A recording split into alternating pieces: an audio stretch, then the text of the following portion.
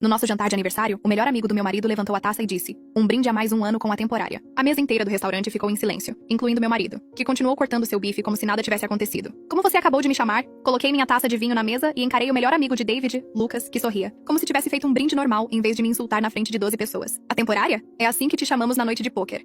David sabe que você é apenas uma tapa-buraco até a Natalie voltar do Japão. Ele disse isso com tanta naturalidade como se estivesse discutindo o tempo. Natalie era a ex-noiva de David, que rompeu com ele há 4 anos para aceitar um emprego em Tóquio. Nós estávamos casados há 3 anos. David, do que ele está falando? Meu marido finalmente ergueu os olhos, mas olhou para Lucas, não para mim. Você não devia mencionar isso aqui. Não que não fosse verdade, apenas que Lucas não deveria mencionar isso aqui no nosso jantar de aniversário que planejei por semanas. Lucas riu e tomou outro gole do vinho que eu havia encomendado especialmente. Qual é, David? Todo mundo sabe que você ainda tem a foto dela no seu escritório. Você ainda usa o relógio que ela te deu. Você checa as redes sociais dela toda manhã, antes mesmo de dar bom dia para a temporária. Ele gesticulou para mim como se eu fosse um móvel. O nome dela é Jennifer, nós somos casados. Levantei minha aliança de casamento, mas Lucas acenou com a mão, desdenhando. Mas isso é só papelada. O David só casou com você porque os pais da Natalie disseram que ela nunca voltaria se ele continuasse solteiro e patético. Eles achavam que ele precisava seguir em frente, mas ela volta mês que vem e todos nós sabemos o que acontece depois. Minha irmã, que tinha vindo celebrar conosco, empurrou a cadeira para trás. O que você quer dizer com ela está voltando? Lucas pegou o celular e mostrou uma conversa em grupo. A Natalie tem mandado mensagens no grupo. Ela foi transferida de volta para o escritório de Dallas. E começa em 3 semanas e o David já está procurando apartamento para ela. Eu me virei para o meu marido, que agora olhava feio para Lucas. Você está ajudando vocês a encontrar um apartamento? David deu de ombros. Ela não conhece mais a cidade, já faz 4 anos. Eu só estava sendo prestativo. Lucas riu mais alto. Prestativo?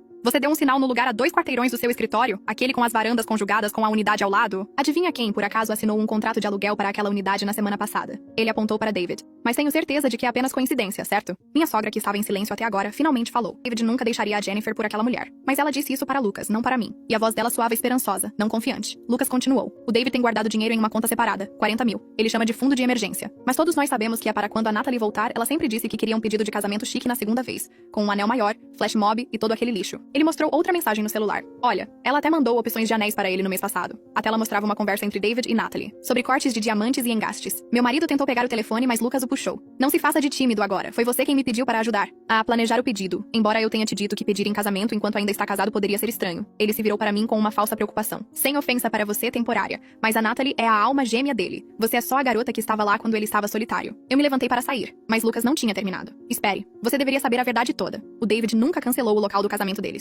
Ele tem pago $50 por mês para segurar a data para quando ela voltar. 15 de outubro, a mesma data em que deveriam ter se casado há 4 anos. Ele até manteve o mesmo menu e as flores no pedido. David finalmente falou, mas não para me defender. Lucas, você está bêbado, pare de falar. Lucas balançou a cabeça. Estou perfeitamente sóbrio. Sóbrio o suficiente para lembrar que você me fez prometer te ajudar a reconquistar a Natalie quando ela voltasse. Você disse que a Jennifer era legal o suficiente, mas não era a tal. Você disse que casar com ela era como comprar um imóvel de entrada. Bom o suficiente por enquanto, mas você faria um upgrade quando pudesse pagar algo melhor. Minha irmã agarrou meu braço. Nós vamos embora. Mas eu precisava ouvir mais. O que mais ele disse sobre o nosso casamento? Lucas pareceu genuinamente confuso. Você quer detalhes? Ok. Ele disse. Você é muito quieta. A Natalie era empolgante. Você é muito baixa. A Natalie tinha altura de modelo. Você não o desafia. A Natalie o empurrava para ser melhor. Você é confortável. A Natalie era paixão. Devo continuar? David se levantou. Já chega, Lucas. Lucas se levantou também, encarando David. Não, o que já chega é você enrolando essa pobre mulher por 3 anos. Eu te disse para ficar solteiro e esperar pela Natalie. Mas você disse que precisava de alguém para lavar sua roupa e fazer sua comida enquanto esperava. Isso é doentio até pra você. Ele se virou de volta pra mim. Agarrei minha bolsa e empurrei a mesa, as pernas da cadeira raspando alto contra o chão do restaurante. Todos na mesa congelaram e olharam para mim como se eu tivesse acabado de anunciar que ia virar tudo de cabeça para baixo. Minha irmã se levantou ao mesmo tempo e colocou a mão no meu braço, um aperto firme e constante. David finalmente olhou diretamente para mim em vez de para Lucas ou para o bife. E o rosto dele tinha uma expressão estranha e vazia, como se não conseguisse decidir se estava em pânico ou apenas irritado porque Lucas tinha estragado seu cronograma cuidadoso. A boca dele se abriu como se fosse dizer algo, mas nada saiu. Virei-me para caminhar em direção à saída e Lucas realmente esticou o braço sobre a mesa para pegar meu pulso. Os dedos dele envolveram meu braço e eu o puxei de volta com tanta força que quase derrubei a garrafa de vinho. Ele tinha aquele olhar de falsa preocupação no rosto agora, como se não tivesse acabado de passar 10 minutos destruindo meu casamento na frente de todos com quem eu me importava. Lucas disse que não queria me chatear. Ele só achou que eu deveria saber a verdade antes que a Natalie voltasse em 3 semanas. Como se isso tornasse tudo melhor. Como se o timing fosse o problema aqui, e não o fato de que todo o meu casamento era uma mentira. Puxei meu braço para longe dele e disse que a única coisa honesta que ele tinha feito em 3 anos foi me dizer o que todos realmente pensavam do meu casamento. Minha voz saiu mais alta do que eu pretendia, e as mesas ao nosso redor ficaram em silêncio. O garçom, que vinha em direção à nossa mesa com os cardápios de sobremesa, deu meia volta e andou para o outro lado. Minha sogra fez um pequeno som de espanto, mas não disse nada para me defender ou dizer a Lucas que ele estava errado. Ninguém disse. David apenas ficou sentado lá com as mãos espalmadas na mesa como se estivesse esperando aquela cena toda acabar para poder voltar para o bife e seus planos secretos. Minha irmã pegou a bolsa dela e a minha e me guiou em direção à porta. Eu podia sentir todos nos observando sair. Os outros clientes, a equipe, todas as 12 pessoas na nossa mesa de aniversário. Meus pés pareciam estranhos e desconectados do meu corpo, mas continuei andando. Quando chegamos lá lá fora, o ar frio atingiu meu rosto e percebi que estava prendendo a respiração. Minha irmã perguntou se eu estava bem para caminhar até o carro, e eu balancei a cabeça mesmo sem ter certeza. As luzes do estacionamento estavam muito fortes e tudo parecia surreal, como se eu estivesse assistindo aquilo acontecer com outra pessoa. Ela destrancou o carro e eu entrei. Minhas mãos tremiam tanto que não conseguia afivelar o cinto na primeira tentativa. Minha irmã começou a dirigir sem perguntar para onde eu queria ir. Ela simplesmente seguiu em direção à casa que eu dividia com David como se aquele fosse o próximo passo óbvio. Olhei pela janela para as luzes da rua passando e tentei processar o que tinha acabado de acontecer. 3 anos. Eu estive casada com David por 3 anos. E o tempo todo ele me chamava de temporária. O tempo todo os amigos dele riam disso na noite de pôquer. O tempo todo ele planejava a volta de Natalie como se eu estivesse apenas esquentando a cama dele. Minha irmã manteve uma mão no meu ombro durante o trajeto e não tentou me fazer falar. O trajeto de 20 minutos pareceu levar horas, e também como se tivesse acabado em segundos. Quando entramos na garagem, saí antes mesmo de ela desligar o motor. Caminhei direto para a porta da frente e a destranquei com as mãos que ainda tremiam. A casa parecia exatamente a mesma de quando a deixei 3 horas atrás para ir ao nosso jantar de aniversário. O jantar que planejei por semanas. O jantar onde fiz reservas no restaurante favorito de Davy, encomendei o vinho favorito dele e convidei todas as pessoas que ele queria lá. Passei pela sala de estar e desci o corredor até o escritório de David. Eu raramente entrava lá porque ele sempre dizia que precisava de privacidade para chamadas de trabalho. Agora eu me perguntava o que ele realmente estava fazendo lá dentro com a porta trancada. Minha irmã me seguiu até o escritório e observou enquanto eu começava a abrir as gavetas. A primeira gaveta tinha canetas, notas adesivas e clipes de papel, coisas normais de escritório. A segunda gaveta tinha pastas rotuladas com nomes de projetos de trabalho. Eu as puxei e folheei, mas eram apenas documentos de trabalho entediantes sobre relatórios trimestrais e reuniões de orçamento. A terceira gaveta estava trancada. Puxei com força, mas não cedeu. Minha irmã perguntou se eu tinha uma chave, e balancei a cabeça. Ela olhou pelo escritório e encontrou um abridor de cartas na mesa. Peguei dela e enfiei na fenda entre a gaveta e a estrutura da mesa. A fechadura barata abriu após alguns segundos forçando. Dentro da gaveta inferior havia uma única pasta, rotulada Planos Futuros na letra caprichada de David. Meu estômago embrulhou antes mesmo de eu abri-la. Puxei a pasta e a coloquei sobre a mesa. A primeira página era um e-mail impresso de Natalie datado de 18 meses atrás. 18 meses. Ela estava planejando seu retorno há mais de 1 ano. E David estava ajudando-a o tempo todo. O e-mail era sobre candidaturas de emprego e quais empresas de Dallas estavam contratando na área dela. David respondeu com uma lista de recomendações e ofereceu dar uma boa palavra em vários lugares. O tom era casual e amigável, mas também algo mais. Havia uma familiaridade que apertava meu peito. Virei para a próxima página e encontrei outro e-mail onde Natalie pedia a David para olhar anúncios de apartamentos para ela. Ele respondeu com links de lugares perto do escritório dele e fez anotações sobre quais bairros eram bons. Continuei lendo e os e-mails pioraram. Eles não estavam apenas planejando a mudança dela, eles estavam planejando o futuro deles juntos. Ele o chamava de amor em metade das mensagens. David respondia com piadas internas que eu não entendia. Referências a coisas que fizeram juntos antes de ela partir. Havia e-mails sobre restaurantes que queriam experimentar. Quando ela voltasse, planos para visitar a casa do lago, onde noivaram pela primeira vez. Discussões sobre se deveriam fazer um grande casamento ou algo pequeno e íntimo. Minha irmã estava lendo por cima do meu ombro, e eu podia ouvir a respiração dela ficando mais rápida. Ela continuava fazendo pequenos sons de choque baixinho. Os e-mails eram tão casuais, calorosos e afetuosos. Lê-los parecia assistir David ter um relacionamento inteiro que não tinha nada a ver comigo. Em uma mensagem, Natalie escreveu sobre sentir falta dele e contar os dias até poder voltar para casa. David respondeu que estava esperando por ela, e que tudo seria perfeito quando ela voltasse. Nenhuma menção à esposa, nenhuma menção à mulher com quem ele vivia, e ao lado de quem dormia há 3 anos. Eu era apenas um obstáculo que ele tinha que contornar até Natalie voltar. Minha irmã estendeu a mão e puxou outra página do meio da pasta. Ela a segurou e disse: "Ai meu Deus." Tão alto que me fez pular. O e-mail tinha fotos anexadas, 4 anéis de noivado diferentes, diamantes enormes em engastes diferentes. O assunto dizia: o segundo round tem que ser perfeito. Natalie tinha enviado a David fotos de anéis que gostava. David respondeu com pensamentos detalhados sobre cada anel e prometeu que o pedido seria tudo o que ela sonhou. Ele até incluiu um detalhamento de orçamento, mostrando que tinha economizado o suficiente para pagar a opção mais cara, 40 mil. O fundo de emergência que não era para emergências de jeito nenhum. Sentei-me pesadamente na cadeira da mesa de David porque minhas pernas não me sustentavam mais. Minha irmã continuou folheando a pasta e encontrando mais evidências. Recibos dos depósitos do apartamento que Lucas mencionou. Extratos bancários mostrando transferências mensais para a conta secreta. Um contrato de aluguel impresso para 2 unidades no mesmo prédio com varandas conjugadas. A assinatura de David estava em ambos os contratos. Um e-mail de confirmação do local do casamento, agradecendo pelos pagamentos mensais contínuos e confirmando que a data de 15 de outubro ainda estava reservada. O coordenador do local escreveu que estavam animados para finalmente ver o casamento acontecer após 4 anos de espera. 4 anos. Ele estava pagando a eles durante todo o tempo em que estivemos juntos. Minha irmã e eu ficamos naquele escritório lendo tudo pelo que pareceram horas, mas provavelmente foram apenas 30 minutos. Cada documento confirmava o que Lucas tinha dito. Cada e-mail tornava tudo pior. Isso não era apenas David sendo amigável com Mike. Isso era David mantendo um relacionamento inteiro, enquanto fingia ser casado comigo. Isso era David tratando o nosso casamento como um trabalho temporário que ele tinha que fazer até que sua vida real pudesse começar. Pensei em todas as vezes que ele esteve distante ou distraído. Todas as vezes que disse que estava trabalhando até tarde. Todas as manhãs que checava o telefone antes de me dar bom dia. Ele estava checando mensagens de Natalie, contando os dias até ela voltar. Ouvimos a porta da frente abrir e ambas pulamos. A voz de David chamou. Minha irmã olhou para mim e murmurou perguntando se eu queria ir embora, mas balancei a cabeça. Eu precisava ouvi-lo tentar explicar isso. Eu precisava ver o rosto dele enquanto me contava quaisquer mentiras que tivesse preparado no caminho do restaurante para casa. Os passos de David vieram pelo corredor. Ele parou na porta do escritório. Ele olhou para mim sentada em sua cadeira, depois para minha irmã parada ao lado da mesa, depois para a pasta aberta. O rosto dele ficou completamente inexpressivo, nem surpreso, nem culpado, nem com raiva, apenas em branco, como se fosse um computador que travou. Perguntei se algo do que Lucas disse hoje à noite era mentira. Minha voz soou estranha e plana. como se eu estivesse perguntando sobre o tempo. David ficou na porta por um longo momento sem se mover. Então ele entrou no escritório e sentou-se pesadamente na cadeira em frente à sua mesa. A cadeira onde clientes ou colegas de trabalho provavelmente sentavam durante reuniões. Ele olhou para a pasta e todos os papéis e finalmente olhou para mim. Ele disse que sim, estava ajudando a planejar seu retorno. Sim, ele alugou um apartamento perto do escritório para ela, mas jurou que ia me contar antes que ela chegasse de fato. Ele disse isso como se tornasse tudo aceitável, como se o problema fosse eu ter descoberto cedo demais. Minha irmã perguntou quando exatamente ele planejava me contar. A voz dela estava afiada e zangada de um jeito que eu nunca tinha ouvido antes. David disse que estava esperando o momento certo. Ele manteve os olhos na mesa em vez de olhar para qualquer uma de nós. Comecei a rir e não conseguia parar. O som saiu agudo e quebrado, nada parecido com minha risada normal. Minha irmã colocou a mão no meu ombro, mas continuei rindo. Aparentemente, nosso jantar de aniversário de 3 anos não era o momento certo. Aparentemente, descobrir pelo melhor amigo bêbado dele na frente de 12 pessoas estava ok. Mas David me contar pessoalmente exigiria esperar pelo momento perfeito, e até as lágrimas correrem pelo meu rosto, e minha irmã apertou meu ombro. David apenas ficou sentado lá, olhando para sua mesa como se talvez, se olhasse para ela tempo suficiente, toda essa conversa desaparecesse. Parei de rir e limpei o rosto com as costas da mão. David sentou à minha frente em sua cadeira de escritório parecendo menor do que o normal. Ele abriu a boca e fechou 2 vezes antes que as palavras saíssem. Ele disse que nunca quis me machucar e que eu tinha sido uma boa esposa. As palavras soaram erradas. Ser chamada de boa esposa enquanto ele passava 3 anos planejando me substituir parecia pior do que ser chamada de temporária. Parecia receber um troféu de participação por um jogo que eu não sabia que estava jogando. Minha irmã fez um som na garganta que não era bem uma risada. David continuou falando sobre como apreciava tudo o que eu fazia por ele, e como eu não deveria levar nada disso para o lado pessoal. Perguntei como exatamente eu deveria encarar a descoberta de que meu marido tratava nosso casamento como um contrato de aluguel. Ele não tinha resposta para isso. Levantei-me e caminhei até a janela olhando para o nosso quintal, onde tínhamos feito churrascos com amigos que aparentemente sabiam que eu era temporária. A grama precisava ser cortada. David sempre dizia que faria isso nos fins de semana, mas nunca fazia. Voltei-me para encará-lo. Perguntei sobre os 40 mil. O rosto de David mudou, e ele pareceu genuinamente surpreso que Lucas tivesse me contado sobre o dinheiro. Sua boca abriu, mas nada saiu a princípio. Então ele admitiu que era verdade. Disse que mantinha o dinheiro separado, apenas por precaução. Apenas por precaução de quê? Perguntei. Ele se mexeu na cadeira e disse: apenas caso as coisas mudassem. Perguntei sobre os pagamentos do local do casamento. Ele assentiu lentamente. Ele disse que sim.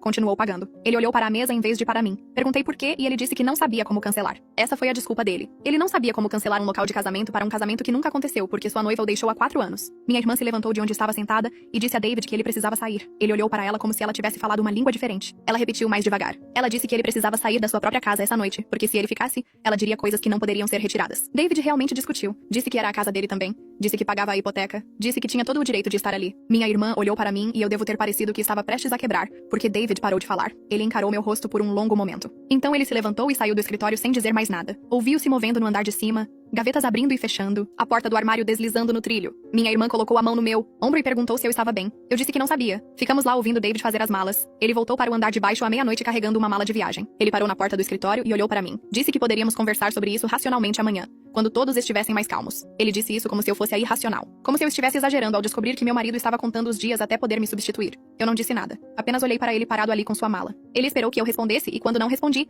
virou-se e caminhou até a porta da frente. Ouvi abrir e fechar. Depois o carro dele ligando na garagem. Então silêncio. Minha irmã perguntou se eu queria que ela ficasse e eu balancei a cabeça. Voltamos para o escritório de David e começamos a revirar tudo. Puxamos cada pasta e abrimos cada gaveta. Minha irmã tirou fotos de documentos com o celular. Li e-mails que faziam meu estômago doer. Encontramos o contrato de aluguel de ambos os apartamentos em uma pasta marcada como pessoal. Os apartamentos ficavam a 2 quarteirões do escritório de David, com varandas conjugadas. O aluguel começava no próximo mês. Encontramos extratos bancários da conta separada. 40 mil exatos. Depósitos todos os meses por 3 anos. Encontramos um documento intitulado Planejamento de Transição, que descrevia como David lidaria com o divórcio de mim. Tinha cronogramas e tópicos. Tratava o fim do nosso casamento como um projeto de negócios. Havia uma seção sobre como minimizar minha reivindicação aos bens conjuntos. Outra seção sobre o momento ideal para dar entrada. Minha irmã leu por cima do meu ombro e disse palavras que eu nunca tinha ouvido dizer antes. Continuamos cavando. Encontramos e-mails entre David e Natalie datados de 2 anos atrás. Não 4 anos, 2 anos, o que significava que ele estava falando com ela durante a maior parte do nosso casamento. Os e-mails estavam cheios de piadas internas e memórias de antes de eu existir na vida dele. Ela enviava fotos de Tóquio. Ele enviava fotos de lugares em Dallas que ela costumava amar.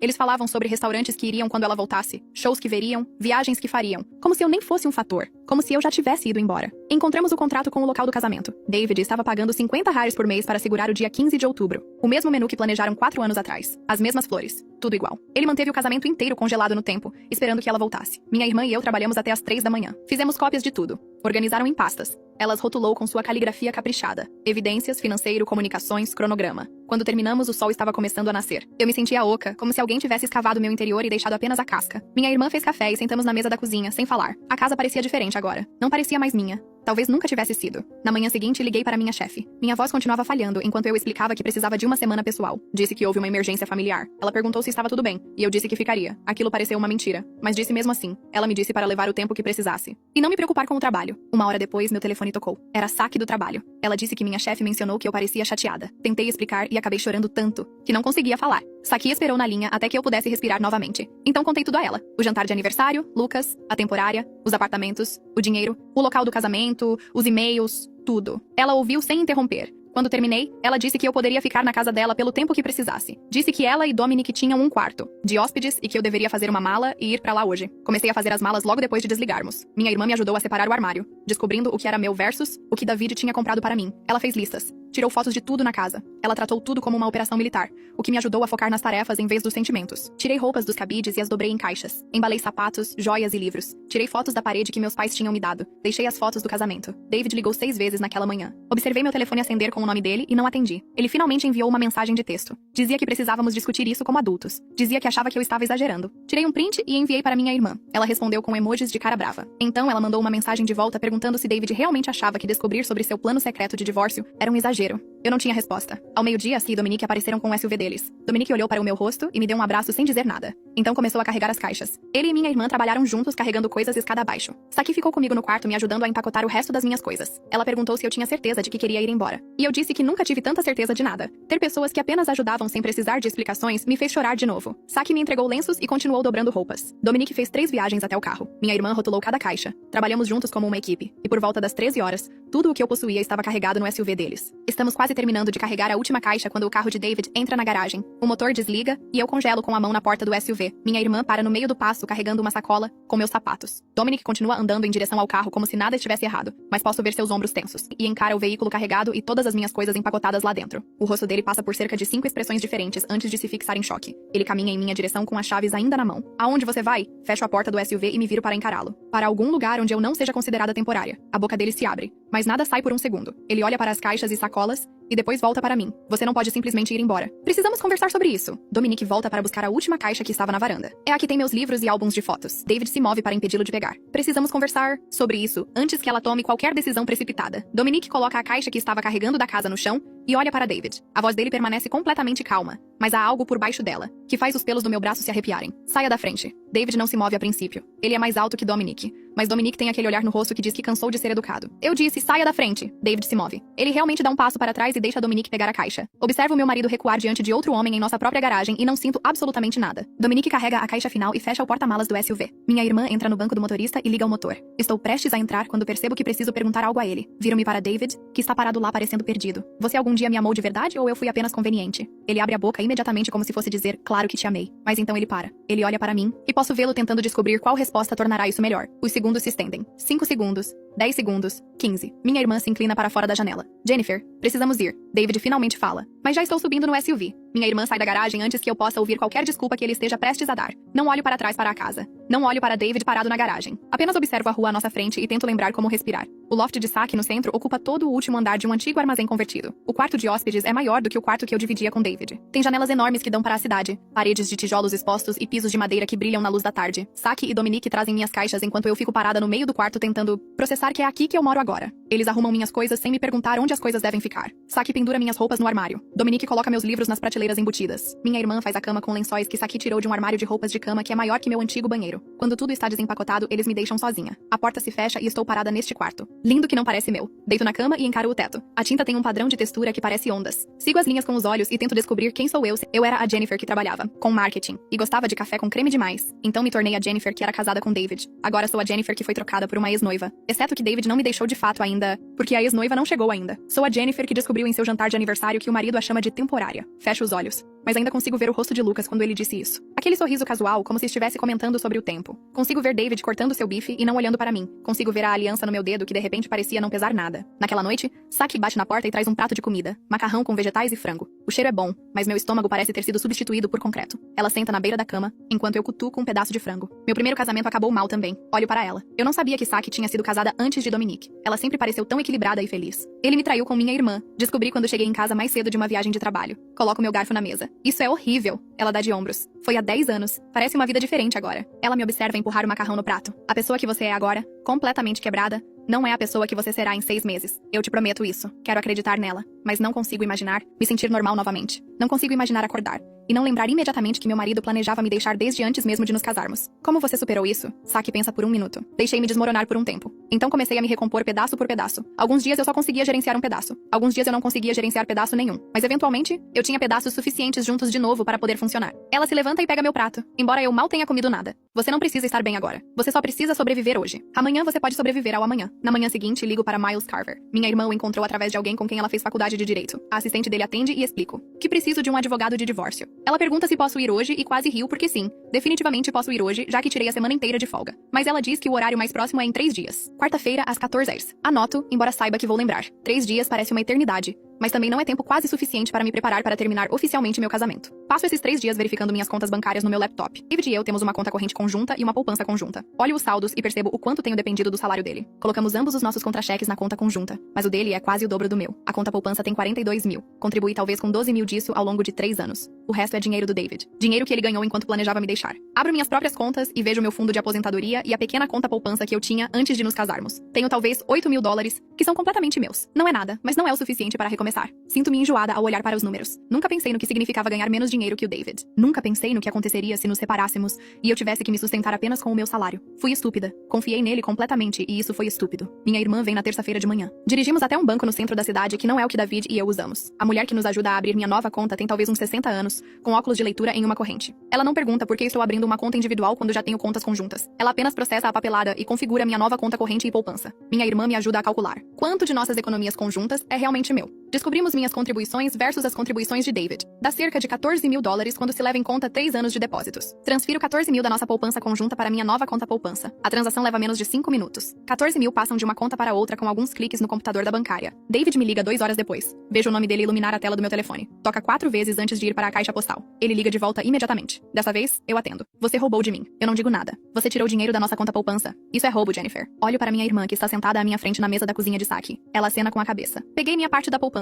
Contribuí com 14 mil ao longo de 3 anos. Foi isso que transferi. A voz de David fica mais alta. Aquele dinheiro era para o nosso futuro. Você não pode simplesmente pegá-lo. Porque está brava comigo. Eu desligo. Ele liga de volta mais 3 vezes. Bloqueio o número dele. Minha irmã bate na minha mão em comemoração por cima da mesa. É bom bloqueá-lo. Parece que estou retomando um pequeno pedaço de controle. Quarta-feira à tarde, encontro Miles em seu escritório num prédio no centro. Ele é mais jovem do que eu esperava. Talvez 40 anos. Com cabelos escuros, ficando grisalhos nas têmporas. Seu escritório tem janelas do chão ao teto e móveis modernos que parecem caros. Sento-me numa cadeira de couro em frente à sua mesa e pego a pasta de documentos que trouxe. E-mails entre os contratos de aluguel de ambos os apartamentos. Extratos bancários mostrando a conta secreta. O cronograma que David fez para o planejamento de sua transição. Miles analisa tudo lentamente. Ele faz anotações em um bloco jurídico. Faz perguntas sobre quando descobri cada informação. Pergunta sobre nossos bens e dívidas. Pergunta se temos filhos. Sem filhos, sem casa própria. Pagamos aluguel. 2 carros. Ambos quitados. Depois de 1 hora, ele abaixa a caneta e olha para mim. Este é, na verdade, um caso bastante simples. Sem filhos, sem imóveis, evidência clara de intenção de terminar o casamento. Ele bate na pasta. O Texas é um estado de divórcio sem culpa, o que significa que não precisamos provar má conduta para conseguir o divórcio. Mas esta evidência definitivamente ajudará na divisão de bens. Sinto algo se soltar no meu peito. Simples. Isso é bom. Isso significa que pode acabar relativamente rápido. Miles explica o processo. Entrar com a petição, notificar David com os papéis, períodos de espera, negociação ou mediação. Possivelmente o tribunal, se não conseguirmos concordar com a divisão de bens. Ele diz que a maioria dos casos é resolvida antes de ir a julgamento. Ele diz que, com base no que lhe mostrei, tenho uma posição forte para negociar um acordo justo. Miles recosta-se na cadeira e pergunta se quer buscar algo relacionado a danos morais ou humilhação pública. Ele menciona o jantar de aniversário. E como Lucas revelou tudo na frente de várias testemunhas. Poderíamos argumentar por uma compensação adicional, baseada na imposição intencional de sofrimento emocional. O fato de ele ter te humilhado publicamente, na frente de familiares e amigos, de ter te enganado durante todo o casamento, isso conta. Penso sobre isso. Penso em ficar de pé no tribunal e descrever como Lucas me chamou de temporária. Penso no advogado de David argumentando que estou exagerando ou sendo vingativa. Penso em meses de depoimentos e audiências e ter que reviver a pior noite da minha vida repetidamente. Eu só quero sair disso. Miles concorda. Isso é completamente válido. Um corte limpo é muitas vezes melhor para sua saúde mental do que uma batalha legal prolongada. Ele faz outra anotação. Vamos focar na divisão justa de bens e em fazer isso da maneira mais eficiente possível. Assinei o contrato de honorários. Miles diz que entrará com a petição esta semana. Ele diz que David será notificado com os papéis provavelmente até a próxima segunda-feira. Ele diz para esperar que David entre em contato comigo e para não interagir diretamente com ele. Tudo deve passar pelos advogados agora. Saio do escritório dele sentindo-me mais leve e mais pesada ao mesmo tempo. Mais leve porque tenho um plano. Mais pesada porque assinar aqueles papéis tornou tudo real. Estou realmente me divorciando. Meu casamento está realmente acabando. Caminho de volta para o meu carro. E sento no banco do motorista por 10 minutos antes de conseguir girar a chave. Dirijo até o consultório de Kelani na quinta-feira de manhã e fico sentada no estacionamento por 15 minutos tentando me convencer a entrar. O prédio é uma casa convertida com uma pequena placa que diz Serviços de Aconselhamento. E continuo pensando em como nunca imaginei precisar de uma terapeuta para me ajudar a sobreviver ao fim do meu casamento. Finalmente subo os degraus e uma recepcionista faz meu check-in. Depois me leva a uma pequena sala com iluminação suave e cadeiras confortáveis. Kelani entra 1 minuto depois. Ela é mais jovem do que eu esperava, com olhos gentis e uma voz calma que me dá vontade de chorar antes mesmo de ela dizer qualquer coisa. Ela pede para eu contar o que me trouxe ali e começo a explicar. Sobre o jantar de aniversário, Lucas me chamando de temporária e encontrar todas as provas no escritório de David. Na metade, estou chorando tanto que mal consigo falar, e Kelani apenas me entrega lenços e espera pacientemente enquanto tento me recompor. Ela me diz que tudo o que estou sentindo é completamente válido e normal, e que descobrir que seu cônjuge planejava deixá-la há anos é traumático. Ouvir ela dizer a palavra traumático me faz chorar mais forte porque parece uma permissão para desmoronar. Passamos o resto da sessão comigo chorando, e ela fazendo perguntas gentis sobre como estou dormindo e comendo, e se tenho apoio de amigos e familiares. Quando a hora termina, ela me agenda para 2 vezes por semana e diz: vamos superar isso juntas, no ritmo que você precisar. Na sessão seguinte, Kelani me pergunta como eu quero que minha vida seja daqui a 6 meses. E percebo que não tenho a menor ideia. Fico sentada olhando para ela tentando encontrar uma resposta, mas minha mente está completamente em branco. Ela pergunta em que tipo de apartamento quero morar e eu não sei. Ela pergunta o que gosto de fazer nos fins de semana e não consigo lembrar. Por 3 anos construí minha vida em torno da agenda e das preferências de David. E agora nem consigo lembrar o que eu gostava antes de conhecê-lo. Kelani escreve algo em seu caderno e me diz que isso é na verdade muito comum em relacionamentos onde as necessidades de uma pessoa dominam tudo. Ela diz: parte do nosso trabalho juntas será ajudar você a redescobrir quem é, separada de ser a esposa de David. A ideia soa boa, mas também assustadora. Porque e se eu não gostar de quem sou sem ele? E se ser temporária fosse a coisa mais interessante sobre mim? A mãe de David me liga 2 dias depois e pergunta se podemos nos encontrar para um café. Quase digo não, mas uma parte de mim precisa saber se ela estava ciente de algum planejamento de David. Concordamos em nos encontrar num café neutro a meio caminho entre a casa dela e onde estou ficando com a Saki. Chego primeiro e peço um chá que não quero realmente, só pra ter algo pra segurar. Ela chega 10 minutos atrasada, parecendo cansada e mais velha do que me lembro. E no momento em que se senta, começa a chorar. Ela pede desculpas repetidamente, dizendo que deveria ter dito algo antes e que se sente terrível sobre o que aconteceu no jantar. Pergunto a ela o que exatamente ela sabia, e ela respira fundo e trêmula antes de responder. Ela admite que sabia que David ainda estava apaixonado por Natalie, mas pensou que ele acabaria superando e aprenderia a me amar plenamente em vez disso. Ela diz que conversou com ele sobre isso várias vezes nos últimos 3 anos, mas ele continuou insistindo que tinha tudo sob controle e que seus sentimentos por Natalie eram apenas nostalgia. Ela acreditou nele porque queria acreditar, pois a alternativa significava que seu filho era capaz de usar alguém por anos, enquanto esperava outra pessoa voltar. O pedido de desculpas dela soa genuíno, mas não muda nada, porque ela ainda escolheu ficar quieta e me deixar viver num casamento falso. Pergunto se ela sabia sobre os apartamentos com as varandas conectadas e a conta poupança secreta. Ela diz que não e parece genuinamente horrorizada quando conto sobre os pagamentos do local do casamento. Ela continua dizendo que o criou melhor do que isso e que não entende como ele pôde ser tão cruel. Observo-a questionando tudo o que pensava saber sobre o filho e quase sinto pena dela, exceto que estou ocupada demais lidando com minhas próprias ilusões despedaçadas. Ela pergunta se há algo que possa fazer para ajudar e eu lhe digo a verdade, que é que preciso de espaço de todos os ligados a David agora. Ela concorda com a cabeça e estende a mão sobre a mesa para apertar a minha antes de sair. E fico lá terminando meu chá, imaginando se alguém da família de David realmente se importava comigo ou se eu era apenas um papel que eles precisavam que fosse preenchido temporariamente. 2 semanas após o jantar de aniversário, encontro Josephine Knight do lado de fora do primeiro apartamento que ela quer me mostrar. Saki a recomendou e disse que ela se especializa em ajudar pessoas a encontrar lugares que podem realmente pagar com salários normais. O prédio é mais antigo do que estou acostumada, e o bairro não é tão bom quanto onde David e eu morávamos. Mas Josephine é alegre e prática enquanto me mostra as unidades. A maioria é menor, com cozinhas desatualizadas e banheiros que já viram dias melhores. Ela continua perguntando o que é mais importante para mim, e eu continuo dizendo que não sei, porque nunca tive que pensar nisso antes. David escolheu nossa casa alugada com base na proximidade de seu escritório, e se ela impressionaria seus colegas de trabalho. Depois de ver 5 lugares que se misturam na memória, estou exausta e pronta para desistir. Mas Josephine diz que tem mais um que eu deveria ver. O prédio é ainda mais antigo, com paredes de tijolos e pisos que rangem, mas no momento em que entro na unidade de um quarto, sinto algo mudar. O piso de madeira está gasto, mas é bonito, e as janelas são enormes, deixando entrar tanta luz natural. Todo o espaço parece pacífico. A cozinha é minúscula e o banheiro tem azulejos antigos, mas algo no apartamento parece certo. Josephine me mostra que o prédio tem boa segurança e lavanderia no porão, e o aluguel está exatamente no topo do que posso pagar apenas com meu salário. Fico na sala de estar vazia, olhando pelas janelas para a rua lá embaixo e percebo que isso poderia ser realmente meu. Não do David. Apenas meu. Digo a Josephine que quero, e voltamos para o escritório dela, para assinar o contrato. Minha mão treme enquanto escrevo meu nome e rubrico cada página, mas quando termino, sinto medo e alívio ao mesmo tempo. Mudar para o meu próprio lugar acontece mais rápido do que eu esperava. Saki me ajuda a comprar móveis em lojas de desconto e brechós, porque deixei quase tudo na casa de David, e recomeçar custa mais do que planejei. Passamos um sábado montando uma estrutura de cama, uma pequena mesa de jantar e pendurando cortinas baratas que eu mesma escolhi. Saki continua perguntando do que eu gosto, e eu continuo tendo que parar e pensar sobre isso, porque genuinamente não me lembro mais das minhas próprias preferências. Gosto mais de azul ou verde? Quero estilo moderno ou tradicional? Prefiro iluminação de teto ou abajures? Cada pequena decisão parece enorme porque é a primeira vez em anos que estou escolhendo baseada apenas no que eu quero. No final do dia, meu novo apartamento parece um lar só pra mim. E sento no meu sofá novo me sentindo estranha com a coisa toda. 3 dias depois de eu me mudar, David aparece no loft da Saki procurando por mim. Eu não estou lá, mas Dominique atende a porta e aparentemente David exige saber onde estou morando agora. Dominique diz a ele que não estou interessada em conversar e David tenta passar por ele para entrar no apartamento. Dominique é maior que David e muito calmamente coloca a mão no peito de David, sugerindo que tentar forçar a entrada seria um erro grave. David recua, mas começa a gritar que estou sendo irracional e que precisamos conversar como adultos. Dominique diz a ele que o tempo de conversar acabou quando ele passou 3 anos mentindo e planejando abandonar a esposa. David continua gritando do corredor sobre como estou exagerando até que um vizinho ameaça chamar a polícia. Saki me envia mensagens sobre tudo isso enquanto está acontecendo, e eu fico sentada no meu novo apartamento, sentindo-me grata por não ter dado meu endereço ao David. 3 semanas após o jantar de aniversário, estou fazendo compras no supermercado quando encontro Seong, do escritório de David. Nos encontramos algumas vezes em eventos da empresa, mas nunca conversamos realmente além de gentilezas educadas. Ele me vê na seção de hortifruti, e seu rosto fica estranho, como se estivesse tentando decidir se me cumprimenta ou finge que não me notou. Digo oi primeiro, porque ignorar um ao outro parece mais constrangedor, e ele caminha até mim parecendo desconfortável.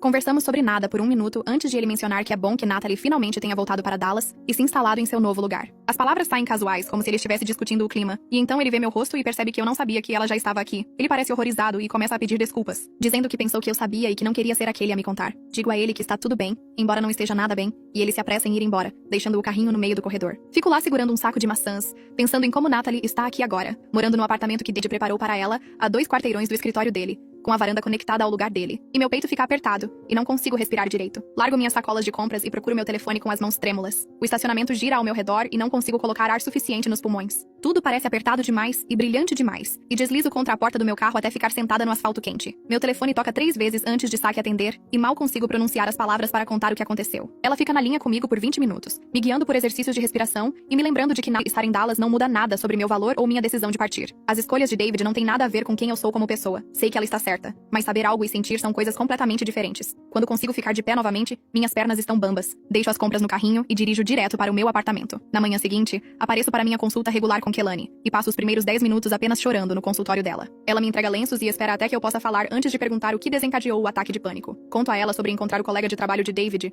e saber que Natalie já está aqui, morando no apartamento que David preparou para ela. Kelani diz que precisamos trabalhar na separação da minha identidade do meu casamento, porque agora ainda estou me definindo através das ações e escolhas de David. Ela me dá uma lição de casa, fazer 2 listas. Uma lista de coisas que eu gostava antes de conhecer David e uma lista de coisas que quero experimentar agora. Fico sentada no escritório dela, olhando para o papel em branco, por quase 5 minutos antes de conseguir escrever qualquer coisa. Eu costumava gostar de fotografia, mas parei quando David disse que era desperdício de dinheiro. Eu queria fazer aulas de culinária, mas David preferia comer fora. Eu gostava de fazer trilhas, mas David achava chato. Cada item na minha lista vem com uma memória de David desprezando ou me convencendo a não fazer. Kelani me observa lutar e diz que esse é exatamente o problema. Passei 3 anos me moldando em torno de alguém que planejava me deixar o tempo todo. Ela pergunta quem eu era antes de me tornar a esposa de David, e percebo que genuinamente não consigo lembrar. Aquela garota parece alguém de outra vida. 2 dias depois, entro num centro comunitário para um grupo de apoio ao divórcio que se reúne toda quinta-feira à noite. A sala cheira a café velho e há cerca de 15 pessoas, sentadas em um círculo de cadeiras dobráveis. Uma mulher chamada Kendall dirige o grupo e me dá as boas-vindas sem fazer alarde por ser minha primeira vez. Todos se apresentam apenas com o primeiro nome. E há quanto tempo estão divorciados ou separados? Algumas pessoas vêm há meses e outras são novatas como eu. Uma mulher do outro lado do círculo fala sobre como o marido a deixou pela namorada do ensino médio, após 20 anos de casamento e 3 filhos. Ela descobriu porque a filha adolescente os viu juntos num restaurante. Ouvir a história dela faz meus 3 anos com David parecerem menos devastadores de alguma forma. Não porque a dor dela seja pior que a minha, mas porque me lembra de que não sou a única pessoa que construiu uma vida com alguém que secretamente esperava por outra pessoa. Após a reunião, várias pessoas vêm até mim e me dão as boas-vindas ao grupo. Kendall me dá seu número de telefone e diz para ligar se precisar conversar entre as reuniões. Caminhando de volta para o meu carro, sinto-me menos sozinha do que nas últimas semanas. Naquela noite, estou rolando o feed do Facebook quando vejo uma solicitação de mensagem de Lucas. Meu primeiro instinto é deletar sem ler, mas a curiosidade vence. Ele escreveu vários parágrafos pedindo desculpas pelo que disse no jantar de aniversário. Ele afirma que estava bêbado e com raiva de David por mentir para todos e descontou em mim da pior maneira possível. Ele diz que está se sentindo terrível com isso há semanas e sabe que uma mensagem no Facebook não conserta nada, mas queria que eu soubesse que sente muito, de verdade. No final, ele se oferece para testemunhar no divórcio se eu precisar de alguém para confirmar as intenções de David e a existência do planejamento secreto. Olho para a mensagem por um longo tempo antes de responder. Digo a Lucas que não preciso que ele testemunhe porque tenho evidências suficientes dos próprios arquivos de David, mas agradeço por ele finalmente ser honesto comigo. Pergunto por que ele decidiu explodir o segredo de David no nosso jantar de aniversário, em vez de apenas me contar em particular. Ele responde quase imediatamente dizendo que estava bebendo e vendo David bancar o marido devoto a noite toda enquanto mandava mensagens para Natalie por baixo da mesa, e algo nele simplesmente estourou. Ele admite que todo o grupo de amigos sabia sobre Natalie, e todos se sentiam mal, vendo David me enrolar. mas ninguém sabia como abordar o assunto sem destruir minha vida. Digito de volta perguntando por que nenhum deles disse nada antes, e ele leva 10 minutos para responder. Quando o faz, diz apenas que não tem uma boa resposta e que todos se convenceram de que não era o lugar deles interferir no casamento de David. Ele diz que gostaria agora que alguém tivesse me contado antes, para que eu não desperdiçasse 3 anos. Não respondo depois disso porque não há mais nada a dizer. 4 semanas após o jantar de aniversário, estou fazendo café no meu novo apartamento quando alguém bate na minha porta. Olho pelo olho mágico e vejo David parado no corredor parecendo pior do que eu já vi. Ele não faz a barba há dias, sua camisa está amassada e ele tem olheiras escuras como se não estivesse dormindo. Meu primeiro instinto é fingir que não estou em casa, mas ele bate novamente e chama meu nome através da porta. Contra todo o bom senso que tenho, destranco a porta, mas deixo-a aberta com a mão na maçaneta. Ele pergunta se podemos conversar e digo que podemos conversar ali mesmo na porta, onde meus vizinhos podem ouvir tudo. David entra, mas não fecho a porta nem o convido a entrar mais no meu apartamento. Ele olha para os meus móveis novos e as fotos que pendurei nas paredes, e algo em seu rosto muda. Ele começa a falar sobre Natalie e como voltar para Dallas não tem sido o reencontro que ele imaginou. Ele diz que ela mudou e que talvez ele tenha cometido um erro. Sinto meu corpo todo ficar gelado e pergunto se ele está aqui porque me quer de volta ou porque Natalie não o quis. Ele abre a boca, fecha e abre novamente. E essa hesitação me diz tudo. David admite que Natalie tem sido distante e evasiva sobre o relacionamento deles desde que se mudou para o apartamento que ele encontrou para ela. Ela gosta do lugar e é grata pela ajuda dele, mas tem saído com outras pessoas e o trata como um amigo prestativo em vez de sua alma gêmea. Ele parece genuinamente confuso, como se não conseguisse entender por que seu plano perfeito não está funcionando da maneira que ele passou 4 anos imaginando. Ele diz que pensou que eles continuariam de onde pararam, mas ela continua dizendo que precisa de tempo para se instalar e se ajustar a estar de volta em Dallas. Observo-o lutar para explicar por que a mulher por quem ele destruiu seu casamento não o quer de verdade. E não sinto nada, nem satisfação, nem simpatia. Apenas um vazio onde meus sentimentos por ele costumavam estar. Digo a David que não sou o plano B dele e que não vou esperar enquanto ele descobre se Natalie o quer ou não. Ele tenta argumentar que nosso casamento foi real e que ele se importava comigo, mesmo que eu não fosse a escolhida. Ele tenta pegar minha mão, mas eu me afasto e digo para ele ir embora. Ele fica na minha porta pelo que parece uma eternidade, apenas me olhando como se esperasse que eu mudasse de ideia. Finalmente, ele se vira e caminha pelo corredor, e eu fecho a porta, tranco e me encosto nela, até ouvir as portas do elevador fecharem. Naquela noite, choro mais forte do que desde o jantar de aniversário, mas parece diferente dessa vez. Não estou chorando porque quero David de volta, ou porque sinto falta do que tínhamos. Estou chorando pelos 3 anos que passei amando alguém que estava sempre olhando através de mim para outra pessoa. Estou chorando pela garota que eu era, que pensava que ser uma boa esposa seria o suficiente para fazê-lo ficar. Estou chorando porque, embora saiba que partir foi a escolha certa, ainda dói perceber que o homem com quem me casei nunca me viu realmente como nada mais do que uma substituta. Saki liga para ver como estou e conto a ela sobre David aparecendo e o que ele disse sobre Natalie. Ela pergunta se estou bem e digo a verdade, que é que ainda não sei, mas ficarei eventualmente. Depois que desligamos, sento no meu sofá no escuro e me permito sentir tudo, até que não reste nada além de exaustão e o conhecimento silencioso de que fiz a escolha certa, mesmo que tenha me custado tudo o que eu pensava que queria. O escritório de mediação tinha paredes cinzas e cadeiras desconfortáveis, que faziam minhas costas doerem logo na primeira hora. David sentou-se à minha frente com sua advogada, uma mulher de terno elegante que continuava arrumando papéis e parecendo irritada por estarmos ali. Miles sentou-se ao meu lado com sua pasta aberta e uma expressão calma que nunca mudou. Não importava o que a advogada de David dissesse. Ela começou alegando que eu não merecia quase nada, porque David ganhou a maior parte da renda durante nosso casamento, e eu só contribuí com uma pequena parte para nossas finanças conjuntas. Ela disse que eu deveria ser grata por qualquer coisa que David estivesse disposto a oferecer por bondade. Miles a deixou terminar de falar, e então abriu sua pasta e puxou extratos bancários impressos, mostrando a conta secreta de David com 40 mil que ele estava escondendo de mim. Ele expôs os e-mails entre detalhes sobre compras de anéis e busca de apartamentos. Ele mostrou os contratos de aluguel de ambos os apartamentos com varandas conectadas e os recibos dos pagamentos do local do casamento que David vinha fazendo por 4 anos. A advogada de David parou de mexer nos papéis e realmente leu o que Miles colocou na frente dela. Toda a atitude dela mudou e ela pediu um recesso para falar com David em particular. Eles saíram da sala e Miles me serviu água da jarra na mesa e me disse que isso estava indo melhor do que ele esperava. Quando voltaram, David parecia pálido e com raiva, mas não fez contato visual comigo. Sua advogada sugeriu que discutíssemos um acordo que fosse justo para ambas as partes, o que era muito diferente de sua posição anterior de que eu não merecia nada. Passamos mais 3 horas analisando nossos bens e dívidas. Fiquei com metade da nossa poupança conjunta, que era cerca de 15 mil, meu carro que estava quitado, e uma parte da conta de aposentadoria de Davi que me daria alguma segurança. Não era tanto quanto Miles disse que eu poderia conseguir se fôssemos ao tribunal, mas eu não queria arrastar isso por meses. Eu queria terminar com e seguir em frente com minha vida. David teve que assinar vários documentos, e fez isso sem me dizer uma palavra. Observei-o escrever sua assinatura repetidamente, e não senti absolutamente nada. Nem tristeza, nem raiva, nem alívio. Apenas um vazio onde meus sentimentos por ele costumavam estar. Meu apartamento tornou-se meu de maneiras que não tinham nada a ver com o nome que estava no contrato. Comecei a tomar café da manhã em pé no balcão da cozinha, em vez de sentar numa mesa adequada como David sempre insistia. Assistia reality shows que ele dizia serem lixo e documentários sobre crimes reais que ele alegava lhe darem pesadelos. Deixei minha caneca de café na pia durante a noite em vez de lavá-la imediatamente. Comprei almofadas em cores que ele teria odiado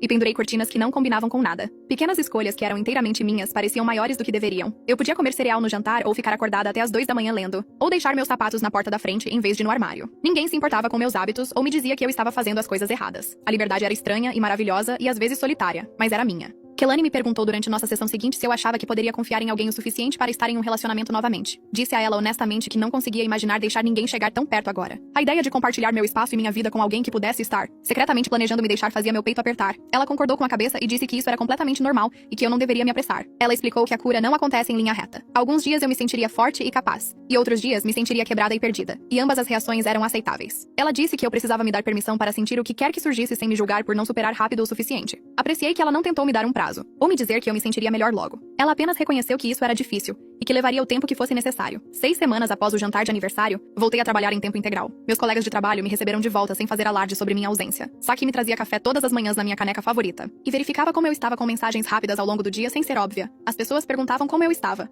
mas não insistiam quando eu dava respostas curtas. Ter para onde ir todos os dias e tarefas para focar ajudou mais do que eu esperava. O trabalho me deu estrutura e propósito quando todo o resto na minha vida parecia incerto. Dediquei-me a projetos e me voluntariei para tarefas extras porque ficar ocupada me impedia de pensar muito sobre David e Natalie, e o que eles poderiam estar fazendo agora que ela estava de volta a Dallas. Eu estava jantando com minha irmã num restaurante no centro quando vi David sentado sozinho numa mesa perto da janela. Ele pareceu assustado quando me notou, e senti meu corpo todo ficar tenso. Minha irmã o viu também e apertou minha mão por baixo da mesa. Ele se levantou como se fosse vir até nós, mas olhei para o lado e foquei no meu cardápio. Quando o garçom veio anotar nosso pedido, apresentei David à minha irmã como meu ex-marido, o que foi a primeira vez que disse essas palavras em voz alta. Pareceram estranhas na minha boca, mas também certas. Ele não era mais meu marido. Ele era alguém com quem eu costumava ser casada, e isso era uma coisa completamente diferente. David sentou-se de volta à sua mesa e não tentou se aproximar de nós novamente. Depois que fui ao banheiro, minha irmã me contou que David tinha tentado vir à nossa mesa, mas ela o impediu. Disse que falou para ele me deixar em paz e me deixar aproveitar meu jantar sossegada. Ela disse que ele parecia querer dizer algo importante, mas não conseguia encontrar as palavras certas. Fiquei grata por não ter que lidar com qualquer discurso que ele estivesse preparando. Eu não queria ouvir suas desculpas ou explicações. Eu só queria jantar com minha irmã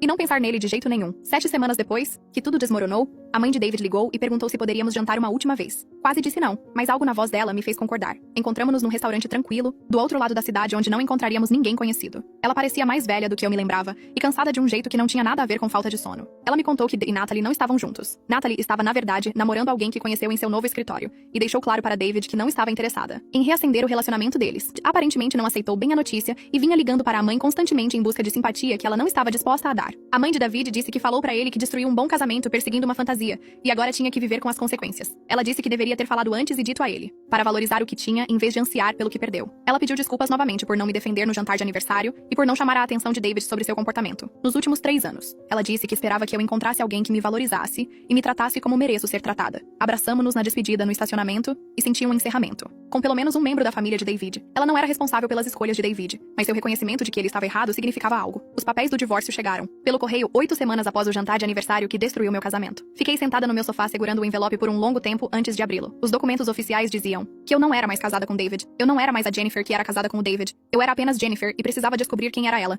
Escolhi uma noite de quinta-feira para o jantar, porque foi o que tínhamos feito há 3 anos. Mesmo restaurante, mesa diferente, significado completamente diferente. Saki chegou primeiro e guardou um lugar perto das janelas onde podíamos ver a rua. Dominique apareceu logo atrás dela carregando uma garrafa de champanhe que ele mesmo escolheu. Minha irmã veio por último, correndo do trabalho, ainda vestindo suas roupas de tribunal porque esteve em depoimentos. A tarde toda. A recepcionista nos levou à nossa mesa e notei que estávamos sentados a 3 mesas de onde o jantar de aniversário tinha acontecido. Eu podia ver o lugar exato onde Lucas tinha feito seu brinde e onde David continuara cortando seu bife como se nada estivesse errado. Saki me viu olhando e estendeu a mão para apertar a minha. Dominique serviu o champanhe e eu disse a eles que este era meu ante-aniversário. Minha celebração de estar livre. Erguemos nossas taças e minha irmã disse: um brinde a Jennifer que não é temporária ou secundária ou o plano B de ninguém mais. O champanhe tinha um gosto melhor do que qualquer vinho que eu já tivesse pedido para David. Pedimos comida que realmente queríamos em vez do que parecia impressionante ou o que David preferia. Pedi a massa que sempre gostei, mas nunca pedia porque David dizia que fazia muita sujeira. Minha irmã pediu o bife, mas cortou em pedaços pequenos e realmente o apreciou em vez de usá-lo como um adereço. Saki pediu 3 entradas porque queria provar tudo. E Dominique não reclamou do custo. Conversamos sobre coisas normais como a promoção de Saki no trabalho, o novo apartamento da minha irmã e o terrível jogo de golfe de Dominique. Ninguém mencionou David, a menos que eu tocasse no assunto. E mesmo assim eles apenas ouviam sem tentar consertar nada. O garçom trouxe nossa comida e percebi que estava realmente com fome. Não apenas empurrando comida pelo prato, para ser educada. Ficamos por 2 horas conversando e rindo. E me senti mais como eu mesma do que em meses. O consultório de Kelani tinha grandes janelas que deixavam entrar a luz da tarde e plantas em todas as superfícies. Eu havia há 8 semanas agora, e as sessões tinham se tornado algo que eu realmente esperava, em vez de temer. Ela me perguntou sobre o que eu queria falar hoje, e eu disse que estava pensando no que vem a seguir. O divórcio era definitivo. Eu tinha meu próprio apartamento. Eu havia separado todas as minhas finanças de David, mas não sabia o que fazer com toda essa liberdade que eu tinha de repente. Kelani recostou-se na cadeira e perguntou o que eu queria dizer com isso. Expliquei que por 3 anos tomei decisões baseadas no que se encaixava na vida de David, na agenda dele, nas preferências dele. Parei de fazer aulas porque ele dizia que eram caras. Parei de ver certos amigos porque ele não gostava deles. Parei de ter hobbies porque tiravam tempo de estar disponível para ele. Agora eu podia fazer o que quisesse, mas tinha esquecido o que realmente queria fazer. Kelani perguntou se havia algo sobre o qual eu tivesse curiosidade ou interesse antes de conhecer David. Pensei sobre isso e lembrei que costumava amar tirar fotos. Apenas cliques aleatórios de coisas que achava interessantes. David sempre disse que comprar uma boa câmera era desperdício de dinheiro quando os celulares tiravam fotos decentes. Mas eu queria fazer uma aula de fotografia, de verdade, e aprender como realmente usar equipamento profissional. Kelani perguntou o que estava me impedindo agora, e abri a boca para listar razões, mas parei. Nada estava me impedindo. Eu tinha meu próprio dinheiro, que podia gastar como quisesse. Eu tinha meu próprio tempo que não estava agendado em torno das necessidades de outra pessoa. Eu podia fazer uma aula de fotografia ou qualquer outra aula, e ninguém poderia me dizer que era estúpido ou desperdício. Kelani sorriu e disse: é exatamente isso. Eu estava livre para fazer escolhas baseadas no que eu queria, em vez do que se encaixava nos planos de outra pessoa para minha vida. A faculdade comunitária tinha um curso de educação continuada em fotografia que se reunia às terças e quintas à noite. Inscrevi-me online e paguei a taxa sem pedir permissão a ninguém ou justificar a despesa. A primeira aula foi num prédio onde eu nunca tinha estado antes. Uma instalação mais nova com grandes estúdios e salas de equipamentos. Cheguei 15 minutos mais cedo porque estava nervosa e não queria entrar atrasada. A instrutora era uma mulher na casa dos 50 anos que se apresentou e nos disse para pegar qualquer lugar. Escolhi um perto do meio, onde não ficaria muito visível, mas ainda poderia ver o quadro. Outros alunos foram entrando e percebi que a maioria era mais velha que eu. Pessoas fazendo aulas por diversão ou mudança de carreira. Ninguém me conhecia ou sabia sobre David ou sabia qualquer coisa, exceto que eu estava ali para aprender fotografia. A instrutora começou perguntando por que tínhamos nos inscrito, e as pessoas deram respostas diferentes. Alguns queriam tirar fotos de família melhores. Alguns estavam interessados em iniciar negócios de fotografia. Quando chegou a minha vez, disse que sempre tive curiosidade sobre isso, e finalmente tinha tempo para fazer a aula. Isso era verdade o suficiente sem ser toda a verdade sobre como eu estava reconstruindo minha vida do nada. Passamos a primeira aula aprendendo sobre o básico da câmera e diferentes tipos de fotografia. A instrutora nos mostrou exemplos de retratos, fotos de paisagens e fotografia de rua. Ela nos deu uma tarefa para tirar 20 fotos de coisas que nos interessassem e trazê-las para a próxima aula. Podíamos usar qualquer câmera que tivéssemos, incluindo nossos telefones. Saí sentindo-me animada com a tarefa, já pensando no que queria fotografar. Sentada no balcão da minha cozinha, 3 meses depois do jantar de aniversário que destruiu meu casamento, meu café estava esfriando enquanto eu olhava as fotos no meu laptop da minha última tarefa de aula. Não eram perfeitas. Algumas estavam mal compostas e a iluminação muitas vezes deixava a desejar, mas eram minhas. Eu as tinha tirado porque queria, não porque alguém me disse para tirar, ou porque se encaixavam na visão de outra pessoa. Havia uma foto do nascer do sol da janela do meu apartamento. Uma de Saki rindo de algo que Dominic disse. Várias de objetos aleatórios que achei interessantes, como uma corrente de bicicleta enferrujada ou gotas de chuva numa folha. A instrutora disse que eu tinha um bom olho para encontrar beleza em coisas comuns. Pensei em Lucas me chamando de a temporária na frente de 12 pessoas. Tinha sido o pior momento da minha vida, mas também talvez a melhor coisa que poderia ter acontecido. Se ele não tivesse dito isso, eu poderia ter ficado casada com David por anos, sempre me perguntando por que sentia que algo estava faltando, nunca sabendo que eu era apenas uma substituta, até que alguém melhor aparecesse. Agora eu estava construindo uma vida onde eu não era temporária ou secundária. Eu não estava esperando alguém decidir que eu era boa o suficiente ou me comparando com quem veio antes de mim. Eu era apenas Jennifer, e isso era o suficiente.